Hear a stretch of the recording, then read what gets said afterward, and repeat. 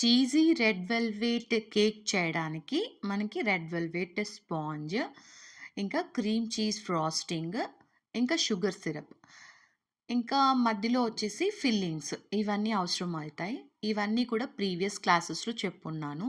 చూడని వాళ్ళు ఎవరైనా ఉంటే స్పాంజ్ ఎలా ప్రిపేర్ చేయాలి, క్రీమ్ చీజ్ ఫ్రాస్టింగ్ ఎలా ప్రిపేర్ చేయాలి, షుగర్ సిరప్ అండ్ పర్ఫెక్ట్‌గా 3 లేయర్స్ ఎలా కట్ చేయాలి. స్పాంజ్ కూడా బోత్ ఎగ్ అండ్ ఎగ్‌లెస్ 2 చెప్పున్నాను. సో, చూసి తెలుసుకోండి ఎలా చేయాలనేది. అండ్ ఇక్కడొచ్చేసి నేను క్రీమ్ చీజ్ ఫ్రాస్టింగ్‌ని ఫిల్లింగ్‌గా పెడుతున్నాను. ఇది కూడా మనం లాస్ట్ వీడియోలో సబ్జెక్ట్ ఫుల్‌గా నేర్చుకున్నాం కదా! ఇప్పుడు కొద్దిగా క్రీమ్ అప్లై చేసి ఫస్ట్ లేయర్ ఆఫ్ స్పాంజ్ పెట్టిన తర్వాత షుగర్ సిరప్ వేసుకొని యాజ్ యూజువల్‌గా మనము విప్పింగ్ క్రీమ్ అప్లై చేస్తుంటాం. సో, ఈ రెడ్ వెల్వెట్‌కి వచ్చేసి మనం క్రీమ్ చీజ్ ఫ్రాస్టింగ్ అనేది అప్లై చేస్తున్నాను నేను. ఇది కొంచెం థిక్‌గానే ఉంటుంది కాబట్టి మీరు ఫ్రిడ్జ్ నుండి బయటికి తీసిన తర్వాత ఒక్కసారి స్పాచులాతో లేదా బలూన్ విస్కర్‌తో రఫ్‌గా ఒక మిక్స్ చేసుకొని కొంచెం స్ప్రెడ్ చేసే కన్సిస్టెన్సీకి తీసుకురండి. గట్టిగా ఉంటే బ్రెడ్ అనేది అతుక్కొని వచ్చేస్తుంది. సో, ఈ స్ప్రెడ్డింగ్ కన్సిస్టెన్సీలో తీసుకొచ్చిన తర్వాత మనము కేక్ అసెంబ్లీ అనేది చేసుకుంటాము. కేక్ అసెంబ్లీ చేసేటప్పుడు ఇంకో విషయం విప్పింగ్ క్రీమ్ ఎంతైతే పెడతామో అంత పెట్టాల్సిన అవసరం లేదు. ఎందుకంటే ఇది కొంచెం స్వీట్‌నెస్ ఎక్కువగానే ఉంటుంది గాబట్టి, కంపారిటివ్‌లీ విప్పింగ్ క్రీమ్‌తో పోల్చుకుంటే, మీరు కొంచెం తక్కువ అంటే దాన్ని ఇప్పుడు విప్పింగ్ క్రీమ్ కన్నా ఇంకొంచెం తక్కువగానే మీరు లేయర్స్‌లో అప్లై చేయండి క్రీమ్. ఇప్పుడు వీడియోలో మీరు చూస్తున్నట్లయితే మీకు అర్థమవుతుంది. నార్మల్‌గా విప్పింగ్ క్రీము ఇప్పుడు నేను పెట్టిన దానికంటే ఎక్కువగానే పెడతాను. సో, దానికన్నా తక్కువగా మనం ఒక సింగిల్ లేయర్ క్రీమ్ చీజ్ అయినా, బటర్ క్రీమ్ అయినా మీరు పెట్టినప్పుడు ఒక సింగిల్ లేయర్ ఇస్తే సరిపోతుంది.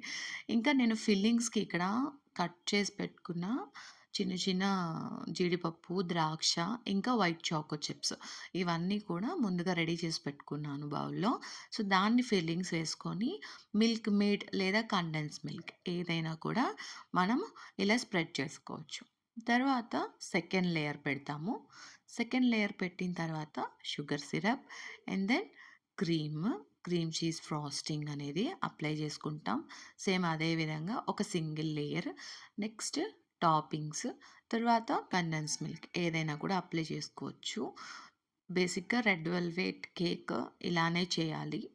మనము ఒకవేళ ఇది బడ్జెట్ ఎక్కువ అవుతుంది, కస్టమర్ బడ్జెట్ తక్కువలో కావాలి అని అడిగినప్పుడు మీరు నార్మల్ రెడ్ వెల్వెట్ కేక్ చేసుకోవచ్చు. అది మనం ప్రీవియస్ వీడియోస్‌లో చెప్పున్నాను కదా! క్లాసెస్‌లో. అంటే ఇప్పుడు మనం క్రీమ్ చీజ్ ఫ్రాస్టింగ్‌కి బదులుగా నార్మల్‌గా విప్పింగ్ క్రీమ్ వేసేసి మీరు వైట్ చాకో చిప్స్ మాత్రం ఫిల్లింగ్స్ ఇస్తే సరిపోతుంది. సో, కొంచెం రిచ్‌గా ఉండాలంటే ఇలా చేయండి. ఇప్పుడు థర్డ్ లేయర్ కూడా మనం పెట్టేసిన తర్వాత షుగర్ సిరప్ ఏసేసి నెక్స్ట్ క్రమ్ కోటింగ్ అనేది చేసుకోవాలి. దానికోసం నా దగ్గర క్రీమ్ చీజ్ ఫ్రాస్టింగ్ అయితే కొద్దిగే మిగిలింది. ఇప్పుడు ఆ ఫ్రాస్టింగ్‌లో నేను ఇంకొంచెం విప్పింగ్ క్రీమ్ అనేది యాడ్ చేసుకుంటాను. ఈ cream cheese frosting plus whipping cream equal రేషియోస్‌లో తీసుకొని మీరు మిక్స్ చేసినట్లయితే దీని ఫ్రాస్టింగ్ పేరొచ్చేసి క్రీమ్ చీజ్ ఫ్లఫీ అంటారు. ఈ ఫ్రాస్టింగ్‌ని నేను ఔట్ సైడ్ అండ్ డిజైనింగ్ పార్ట్‌కి ఇలా పెడతా అనమాట. మోస్ట్‌లీ మనకి ఇన్‌సైడ్ కేక్ అసెంబ్లీ చేసేటప్పుడు క్రీమ్ చీజ్ ఉంటే సరిపోతుంది. ఫ్లేవర్ అయితే బావుంటుంది. మీరు డైరెక్ట్‌గా విప్పింగ్ క్రీమ్‌లో కూడా క్రీమ్ చీజ్‌ని తీసుకొని అంటే బటర్ క్రీమ్ ఫుల్‌గా స్కిప్ చేసి అలా కూడా చెయ్యొచ్చు. అంటే బటర్ క్రీమ్ ప్లేస్‌లో మనం విప్పింగ్ క్రీమ్ తీసుకొని, విప్పింగ్ క్రీమ్‌లో కొంచెం క్రీమ్ చీజ్ లాస్ట్ వీడియోలో చూపించుంటాను కదా! ఎలా మిక్స్ చేయాలనేది. సో, ఆ విధంగా క్విక్‌గా మిక్స్ చేసుకొని కూడా విప్పింగ్ క్రీమ్‌తో కూడా మీరు క్రీమ్ చీజ్ ఫ్రాస్టింగ్ చెయ్యొచ్చు. బట్ టేస్ట్ అయితే బటర్ క్రీమ్‌తో చేసిందే బావుంటుంది కంపారిటివ్‌లీ. ఓకేనా? సో, ఈ క్రీమ్ చీజ్ ఫ్లఫీ క్రీమ్‌ని వచ్చేసి నేను ఈ విధంగా final coating, crumb coating and డిజైనింగ్‌కి యూజ్ చేస్తుంటాను. కొంచెం మనకి బడ్జెట్ కలిసొస్తుంది కాబట్టి. సో, ఈ విధంగా క్రమ్ కోటింగ్ అయితే చేసేసుకొని పైనంతా ఒకసారి స్పాచులాతో అండ్ స్క్రాపర్ యూజ్ చేసి సింపుల్‌గా క్రమ్ కోట్ చేసుకొని ఒక హాఫ్ అన్ అవర్ అలాగా ఫ్రిడ్జ్‌లో పెట్టి సెట్ చేసుకుంటాము. తర్వాత ఫైనల్ కోటింగ్ అనేది ఇచ్చుకుంటా.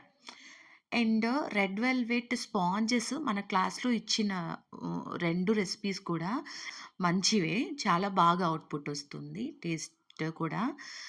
ఇవి 2 కాకుండా ఇంకొక రెసిపీ ఉంది. Ultimate recipe. నాకది ఫేవరెట్ అనమాట. అది చేయడానికి నాకు ఇంకొంచెం టైం పడుతుంది. త్వరలో నేను అప్‌లోడ్ చేస్తాను.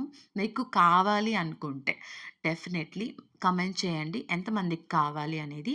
నేనొక లిస్ట్ అయితే ప్రిపేర్ చేస్తున్నానండి. మన యూట్యూబ్ స్టూడెంట్స్‌ని నోట్ చేసుకోవడం కోసం. నాకు ఆ లిస్ట్ కోసం ఒక చిన్న హెల్ప్ కావాలి మీ సైడ్ నుంచి. ఎవరెవరికి సర్టిఫికేట్ కావాలనుకుంటున్నారు, నా క్లాసెస్‌ని కంటిన్యూయస్‌గా ఫాలో అవుతున్న వాళ్ళెవరు అనేది నేను ఫైండ్ ఔట్ చేయడానికి కొంచెం కష్టమవుతుంది. అందుకే ఈ వీడియో కింద కామెంట్స్‌లో మీ పేరేంటి? మీరు ఏ ఊరు నుంచి చూస్తున్నారు? అంటే మీరు ఏ ప్లేస్‌లో ఉంటున్నారు? నేటివ్ ప్లేస్ ఏంటి? అండ్ మన క్లాసెస్‌ని డే 1 నుంచి ఫాలో అవుతున్నారా లేదా? లేదా ఇప్పుడే చూస్తున్నట్లయితే ఫాలో అవ్వండి. ఫాలో అవుతున్నానని నన్ను యూట్యూబ్ స్టూడెంట్‌గా కన్సిడర్ చేయండి అని ఒక కామెంట్ అయితే ఇవ్వండి. సో, వాళ్ళందరిని నేను నోట్ చేసుకుంటాను.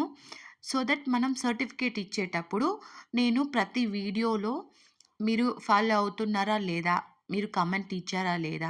అని ఒకసారి చెక్ చేసుకుంటాను. మీ యూట్యూబ్ ప్రొఫైల్ ఐడీ ద్వారా చెక్ చేసుకొని మీకు సర్టిఫికేషన్ ఇవ్వడం అనేది జరుగుతుంది. అండ్ ఇప్పుడు ఫైనల్ కోటింగ్ అయితే నా దగ్గర క్రీమ్ చాలా తక్కువ ఉంది కాబట్టి నేను సింపుల్‌గా పాలెట్ నైఫ్ తోటి టెక్స్చర్ అయితే ఫార్మ్ చేసుకుంటున్నాను ట్యాప్ చేసుకుంటూ. ఒక స్మాల్ టెక్స్చర్ వచ్చేస్తుంది. దీని తర్వాత నేను స్పాంజ్ ప్రిపేర్ చేసినప్పుడు పైన మనం ట్రిమ్ చేస్తాం కదా! ఆ ట్రిమ్ చేసిన స్పాంజ్ ఏదైతే ఉందో రెడ్ వెల్వెట్‌ది దాంతోటి నేను బ్రెడ్ క్రమ్స్ అనేది క్రియేట్ చేసుకొని ఓవరాల్‌గా స్ప్రెడ్ చేసేసుకుంటాను. మీకు నచ్చిన డిజైన్ ఎట్లా కావాలంటే అట్లా చేసుకోవచ్చు. మనం designing already 2, 3 red velvet cakes చేసున్నాము. అది కూడా చూడండి. మీకు డిజైనింగ్ ఐడియా వస్తుంది. ఈరోజు మీరు చూస్తున్న ఈ కేక్ క్లాస్ మీకు హెల్ప్‌ఫుల్ అయింది అనుకుంటే మన వీడియోకి సపోర్ట్ చేస్తూ లైక్ చేయండి అండ్ సబ్స్క్రైబ్ చేసుకోండి.